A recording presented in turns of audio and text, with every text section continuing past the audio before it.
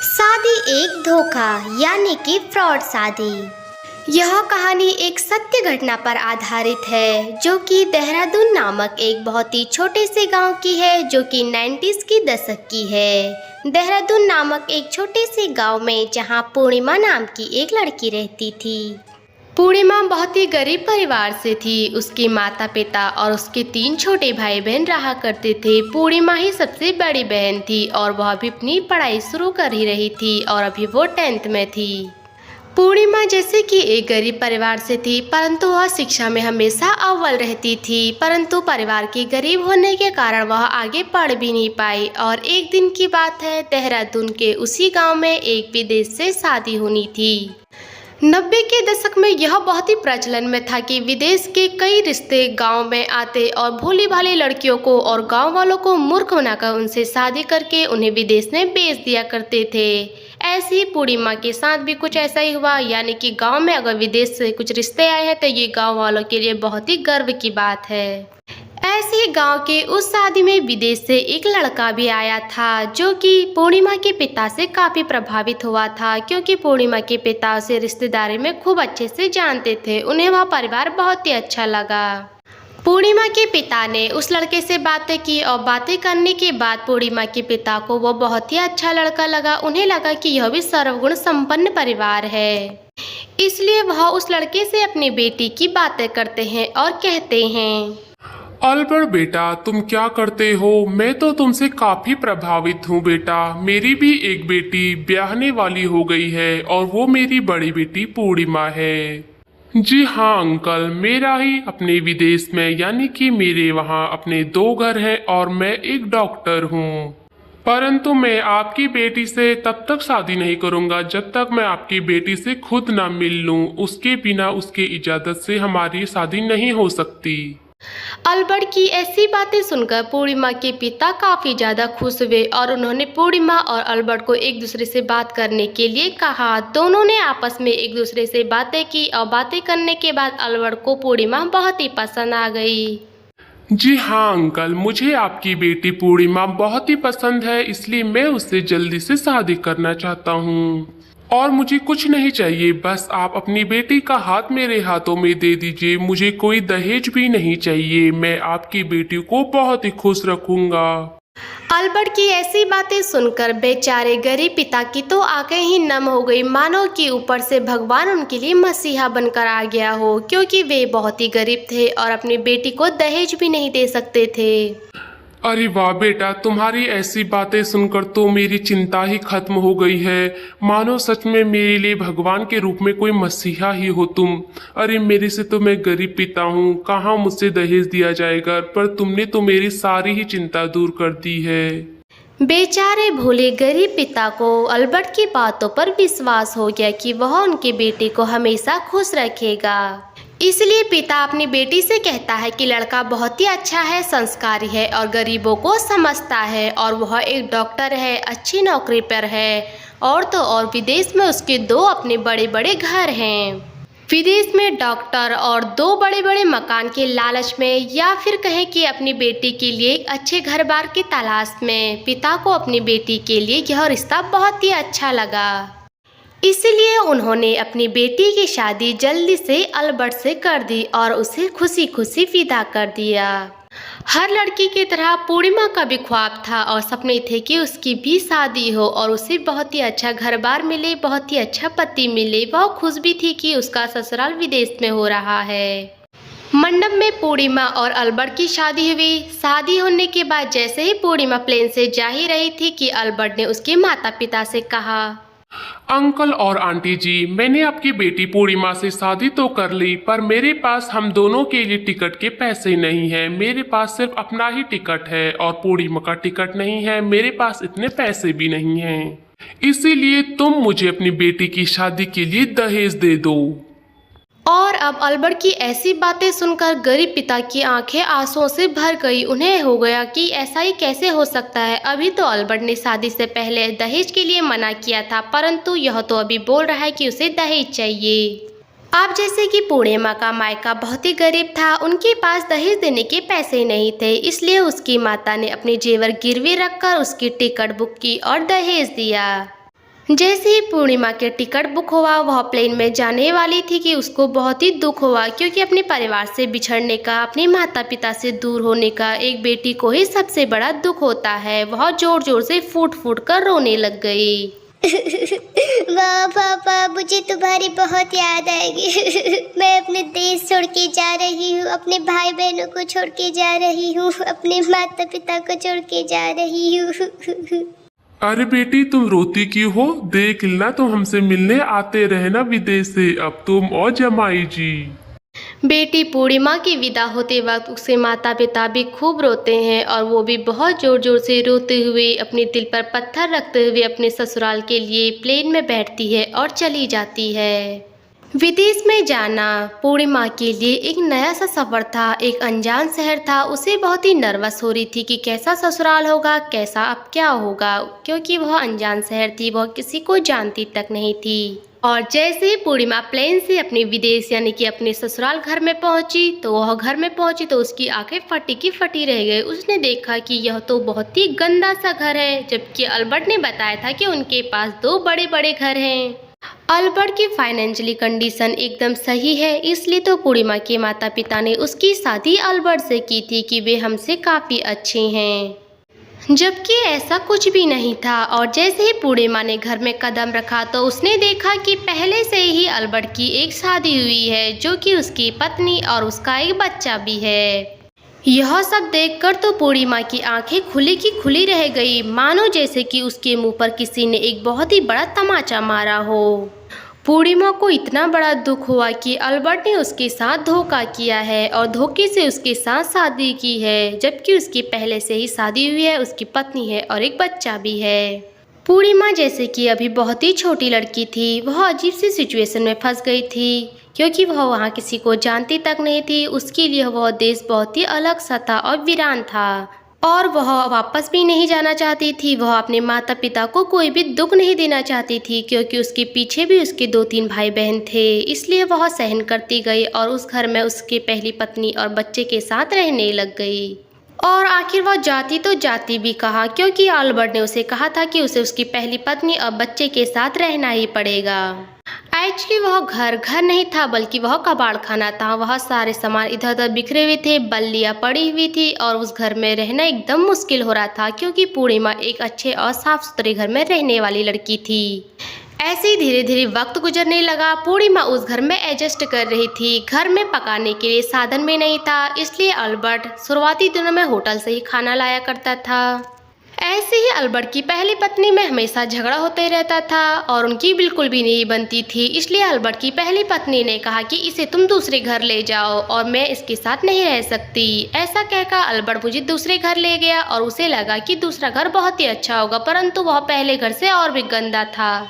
फिर ऐसे ही पूर्णिमा दूसरे घर में भी रहने लगी, वहाँ भी एडजस्ट करने लगी, क्योंकि वह वहाँ किसी को जानती नहीं थी। उसके लिए वह शहर भी अजनबी शहर था। ऐसे ही वह दुकान में जाती, उनके पास एक छोटा सा दुकान था। वह दुकान में खाती पीती रहती थी। उसके अपने कितने सपने संजोए हुए थे, क्योंकि उम्र भी छोटी थी।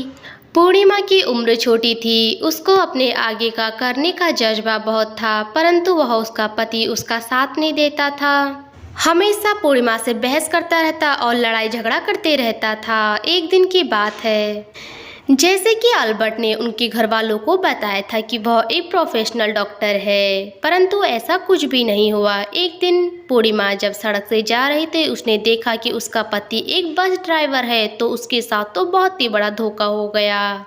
उसने अपने पति को बस चलाते हुए देखा, यानी कि ड्राइवरी करते हुए देखा, तो उसे बहुत ही दुख हुआ और गुस्सा भी आया कि उसने उससे झूठ बोला और झूठ करके उसे धोखा देकर उससे शादी की, जिसे देख पूर्णिमा को बहुत ही बड़ा धक्का लगा। और इसी बीच उन दोनों यानी कि अल्बर्ट और उसकी पहली पत्नी में तलाक हो गया और वो दोनों अलग होने लग गए और हम दोनों साथ रहने लग गए।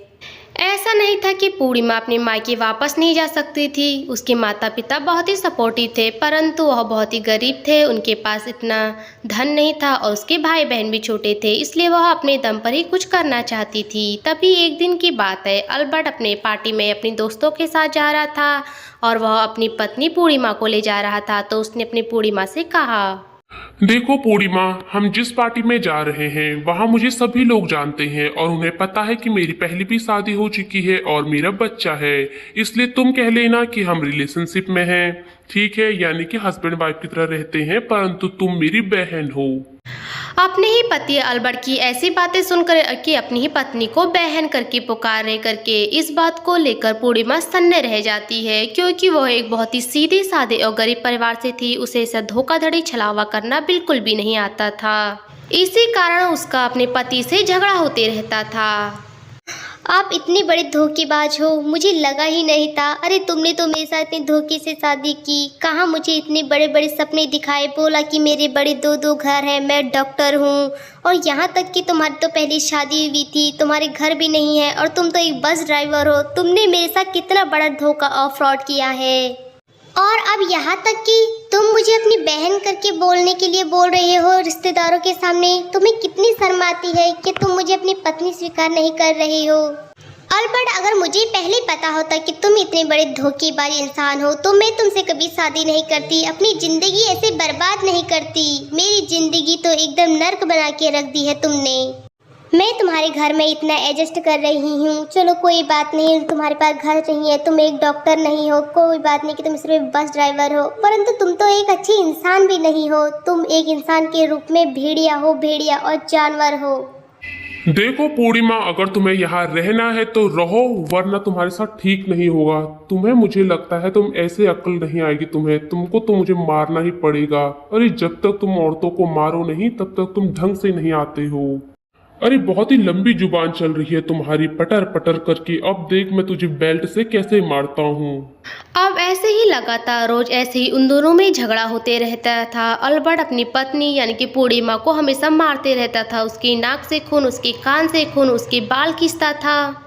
अब ऐसे ही हर रोज की बात है। अल्बर्ट बाहर से शराब पी कर आता, घर में कलेश करता और पूर्णिमा को खूब मारता पीटता था। उसके साथ शारीरिक शोषण भी करता था। उसके नाक से खून, कान से खून और उसके बालों को खींच खींच कर उसके बाल भी निकाल देता था।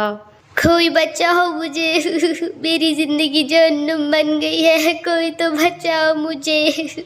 चिल्लाओ और चिल्लाओ, इस अनजान शहर में तुम्हें कोई नहीं पहचानता है। अरे मैं तुझे मार मार के तेरी जिंदगी जहन्नुम बना दूंगा, ना तुझे मरने दूंगा ना तुझे जीने दूंगा। ऐसे दिन, हफ्ते, महीने और साल बीत गए और अब अल्बर्ट हमेशा पूर्णिमा पर अत्याचार करता रहता था। उसे मार पीट कर उसे हमेशा गुलाम बनाकर रखता था। इन्हीं बीच इतने अत्याचार सहने के बाद, मारपीट करने के बाद पूर्णिमा प्रेग्नेंट हो गई और इसका पता जब अल्बर्ट को चला तो वह अपनी पत्नी को डॉक्टर के पास ले गया। और जब लेडी डॉक्टर ने कहा कि इसका पति कौन है तो अल्बर्ट ने झूठ बोला कि यह मेरी बहन है और इसका पता इसको खुद नहीं पता कि इसका पति कौन है। वह इसे छोड़कर चला गया है, इसलिए मैं इसका अबॉर्शन कराने के लिए आया हूँ। और इसी तरह अल्बर्ट ने अपनी पत्नी के इजाज़त के बिना ही उसकी भ्रूण हत्या कर दी, यानी कि उसके बच्चे को गर्भ में ही मार दिया उसके बिना इजाज़त के, जिससे कि पूर्णिमा को बहुत ही दुख हुआ कि उसने उसके बच्चे को मार दिया है। अल्बर्ट को अपने बच्चे गिराने का कोई भी अफसोस नहीं था। उसे अपनी पत्नी से ना ही तो कोई प्यार था, ना कोई लगाव था, ना ही अपनी पत्नी की इज्जत किया करता था। इसीलिए अब अल्बर्ट और पूर्णिमा में दूरियां आने लगी। फिर भी पूर्णिमा एक बहुत ही अच्छी और संस्कारी लड़की थी। वह अपने पति के लिए एकदम वफादार और सच्ची थी। वह पवित्रता स्त्री थी, इसलिए वह फिर भी सोचती थी कि चाहे अल्बर्ट जैसा भी है तो उसका पति ही, और चाहे कुछ भी हो जाए वह अपने पति से दूर नहीं रहेगी। उसे वह अपनी ज़िंदगी में सुधारने के लिए मौका जरूर देगी। ऐसी ही एक दिन की बात है, करवा चौथ का दिन था। पूर्णिमा बहुत ही एक्साइटेड थी कि वह अपने पति के लिए करवा चौथ का व्रत रखेगी। कभी न कभी तो उसका पति सुधर ही जाएगा। इसलिए पूर्णिमा अपने पति को बुलाती रही कि आइए खाना खाइए, खाना खा लेते हैं, परंतु उसके पति को उससे कोई मतलब नहीं, कोई लगाव नहीं कि वह किस लिए बोल रही है। बल्कि उसने तो अपनी पत्नी का करवा चौथ का व्रत भी नहीं खोला और उल्टा उसके मुंह पर एक जोर का थप्पड़ से तमाचा मार दिया। अपने मुंह पर इतना जोर का तमाचा पड़ता देख पूर्णिमा धड़ाम से नीचे गिर गई और जोर जोर से रोने लगी। परंतु उसके रोने की आवाज़ से भी उसके पति अल्बर्ट को कोई फर्क नहीं पड़ा कि मैंने आखिर उसे इतने जोर की थप्पड़ क्यों मारी। जबकि पूर्णिमा रोते रोते हुए सोचने लगी कि कभी आज तक उसने मायके में उसके पिता ने उस पर कभी हाथ तक नहीं उठाया और आज ससुराल में उसका पति उस पर इतना जुल्म कर रहा है, उसे इतने मारपीट कर रहा है और मुंह पर तमाचा मार रहा है। ऐसे ही दिन गुजरने लगी और पूर्णिमा वहाँ अपने ससुराल में जैसे तैसे करके रह रही थी। परंतु वह अपने मायके नहीं, अपने माता पिता को बिल्कुल भी चिंता नहीं देना चाहती थी। परंतु फिर भी पूर्णिमा के साथ फिर से एक बार धोखा हुआ और उसके पति अल्बर्ट ने उसे मायके छोड़ दिया। पूर्णिमा की ऐसी हालत को देखकर उसके माता पिता भी बहुत ही दुख हुए। वह रोते रहे कि उन्होंने कैसी अपनी बेटी की शादी ऐसे लड़के से कर दी जिससे कि उनकी बेटी की जिंदगी एकदम जहन्नुम जैसे बन गई है। इसलिए अब पूर्णिमा के माता पिता उसे विदेश नहीं भेजना चाहते थे, वह उसे अपने पास ही रखना चाहते थे। परंतु एक दिन की बात है, अल्बर्ट फिर से वापस आया और पूर्णिमा को वापस लेने के लिए आया था। अल्बर्ट पूर्णिमा को वापस लेने के लिए आया है करके ऐसा सुन उसके माता पिता ने साफ इनकार कर दिया। पर पूर्णिमा ने इस बार फिर से सोचा कि क्या पता इस बार दोबारा मौका दिया जाए, क्या पता इस बार अल्बर्ट सुधर गया होगा। ऐसी बातें सोच अल्बर्ट यानी कि अपने पति को दोबारा मौका दिया और उसके साथ दोबारा विदेश यानी कि उसके घर चली गई। उसके घर जाते ही उसके पति के फिर से ही तेवर बदल गए और उसे अपने घर रखने के लिए उसे पैसा मांगने लगा। उसे बोलने लगा कि अगर तुम्हें यहाँ रहना है तो नौकरी करनी पड़ेगी और मुझे पैसा देना होगा। अगर पूर्णिमा तुम्हें मेरे साथ रहना है तो तुम्हें मैं फ्री में नहीं खिलाऊंगा। अरे मैं तुम्हें फ्री में क्यों खिलाऊंगा, मुझे पैसे कमा के दो, ठीक है ना। यहाँ तुमको फ्री में रहने के लिए नहीं रहने दूंगा मैं, तुमको किराया देना पड़ेगा मुझे। अपने पति की ऐसी बातें सुन के उसे मुफ्ती में नहीं रखेगा करके अब पूर्णिमा फंस गई थी। उसे समझ नहीं आ रहा था कि आखिर बिरान शहर में वहाँ कहाँ नौकरी करने के लिए जाए। परंतु उसकी किस्मत बहुत ही अच्छी थी, उसकी नौकरी लग गई थी और अब वह उस घर में रहने के लिए मकान का किराया देती थी, बिजली बिल देती थी, खाना का राशन भरने के लिए पैसे देती थी। ऐसे धीरे धीरे करके पूर्णिमा एक बहुत ही अच्छी नौकरी पर लग गई थी। वह खूब पैसा कमाने लग गई थी, यानी कि वह एक इंडिपेंडेंट वुमन बन गई थी और उसने अपने पैसों से अपने लिए एक बहुत ही बड़ा घर खरीदा। अपनी खुद की बलबूते और अपने पैसों पर खरीदा हुआ बहुत ही बड़ा घर था, इसलिए उसने अपने पति को भी अपने ही साथ रखा। वह नहीं चाहती थी कि उसका पति अब उससे दूर रहे और वह चाहती थी कि अब वह अपनी ज़िंदगी की एक नई शुरुआत करे। परंतु उसे क्या पता था, उसने गलती कर दी अपने ही पति को अपने घर पर रखकर। वह अपने पति को मौका देना चाहती थी कि वह चाहती थी उनके और मेरे बीच में अच्छे से बने रहें, हम अपने परिवार को आगे से अच्छे चलाए। पर उसका पति कहाँ, उसका पति तो एक धोखेबाज था। वह हमेशा उसे गाली गलौज करते रहता, उसे मारते पीटते रहता था। एक दिन की बात है, उसके पति को अचानक से हार्ट अटैक आया, पर डॉक्टर ने उसे कहा कि ऑपरेशन कराना पड़ेगा। उसके पति ने साफ साफ इनकार कर दिया। फिर दोबारा एक दिन रात को उसे दोबारा हार्ट अटैक आया। जब उसे ऑपरेशन करने के लिए डॉक्टर ने कहा तो उसके पति ने साफ साफ मना कर दिया और उसे अपनी पत्नी को खूब गालियां देता रहा। उसे कहता रहा कि एक बहुत ही गंदी लड़की है, ये एक अच्छी पत्नी नहीं है। यहाँ तक कि पूर्णिमा अपने पति को बचाने के लिए उसे हॉस्पिटल ले गए, उसका इलाज करवा रही थी। परंतु उसके पति ने साफ इनकार कर दिया और उसे गाली गलौज करता रहा, उसे मारपीट करते रहा। वो कहते हैं ना, रस्सी जल गई पर बल नहीं गया। वैसे ही पूर्णिमा ने अपने पति को कितने मौके दिए जिंदगी में सुधरने के लिए, पर वह सुधरने का नाम नहीं लेता था। जिंदगी मौत से खेल रही थी परंतु उसकी अकड़ नहीं जा रही थी। और ऐसे ही पूर्णिमा ने ना जाने अपने पति अल्बर्ट को कितनी बार मौका दिए कि कहीं वो जिंदगी में सुधर जाए। बार बार मौका दिए जाने पर भी उसके पति यानी कि अल्बर्ट नहीं सुधरा है। इसलिए अब पूर्णिमा ने मूव ऑन करने का फैसला किया और कुछ ही महीनों सालों बाद उसने अपने पति को डिवोर्स दे दिया। एक इंडिपेंडेंट वुमेन तो पूर्णिमा तभी बन गई थी जब वह नौकरी करने लग गई थी। परंतु उसने अल्बर्ट को सुधरने के 1000 मौके दिए परंतु अल्बर्ट नहीं सुधरा। इसलिए अंत में पूर्णिमा को उससे मूव ऑन करना पड़ा और उसे डिवोर्स दे दिया। डिवोर्स देने के बाद पूर्णिमा अपनी ज़िंदगी में खुश रहने लगी। धीरे धीरे करके उसकी ज़िंदगी बीतने लगी और ऐसे ही एक दिन काम के दौरान उसकी मुलाकात एक अच्छे से लड़के से हुई। उस लड़के का नाम अमर था। अमर एक बहुत ही अच्छे परिवार से था और वह बहुत ही अच्छा और जिम्मेदार लड़का था। उसे भी अपनी ज़िंदगी में एक ऐसे साथी की ज़रूरत है कि जो कि उसकी ज़िंदगी को खूबसूरत बनाए। ऐसे ही पूर्णिमा और अमर में मुलाकातें होती रही, बातचीत चलती रही, धीरे धीरे करके बातें चलती रही और दोनों को एक दूसरे में एक हमसफ़र दिखाई देने लगा। इसीलिए दोनों ने ही अपनी मुलाकातों और एक दूसरे में सच्चा साथी दिखने के बाद शादी का फैसला किया और दोनों ने ही एक दूसरे से शादी कर ली और शादी करने के बाद दोनों ही बहुत ही खुश थे। ऐसी शादी करने के बाद कुछ ही सालों बाद उन दोनों का एक बेटा हो गया और अब उनका एक हंसता खिलता परिवार हो गया। ऐसी ही पूर्णिमा को एक अच्छा और सच्चा हमसफर मिल गया जिसकी तलाश उसने पहले कभी अपने पति अल्बर्ट में की थी और उसे सुधारने का मौका दिया था, परंतु अल्बर्ट नहीं सुधरा। इसलिए पूर्णिमा ने अपनी जिंदगी में मूव ऑन किया और उसने ये सही किया क्योंकि उसके पहले पति ने उसके साथ बहुत ही बड़ा धोखा किया, उसे मारता पीटता था, उसकी जिंदगी एकदम नर्क से भी बदतर बना दी थी। इसलिए अगर जिंदगी दोबारा मौका देती है तो उसने मूव ऑन किया और पूर्णिमा ने अपने जीवन में आगे बढ़ने को सीखा। पूर्णिमा ने अपने जीवन में बहुत ही बड़ा संघर्ष किया, अपने खुद के पैरों पर खड़े होकर एक इंडिपेंडेंट वुमेन बनी। इसी तरह पूर्णिमा जैसे सत्य घटनाओं को देखकर, उसके संघर्षों को देखकर आज की लड़कियों और महिला को इंडिपेंडेंट वुमेन बनना बहुत ही जरूरी है। इसलिए क्योंकि अगर पति अच्छा मिल जाए, ससुराल अच्छा मिल जाए तो लड़की का जीवन एकदम स्वर्ग जैसा बन जाता है, परंतु वहीं अगर लड़की का पति अच्छा ना हो, एकदम राक्षस और जानवरों जैसा व्यवहार करता हो तो लड़की का जीवन नर्क से भी बदतर बन जाता है। इसीलिए अनेक संघर्षों को झेलकर भी पूर्णिमा अपने पैरों पर खड़ी होकर एक इंडिपेंडेंट वुमेन बनी।